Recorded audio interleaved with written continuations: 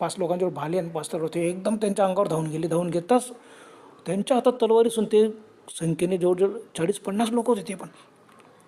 ते लगेच त्यांच्यापासून दूर पळाले आणि मंदिरात घुसले. आता हे यांच्या हातात तलवारी भाले नक्की होते, पण यांना हाणामारी करायची डेअरिंग नव्हती. पण ते भाले तलवारी बघून ते पळालेत आणि ते मंदिरात घुसले. बस मग काय मंदिरामध्ये आरडाओरड, किंकाळ्या.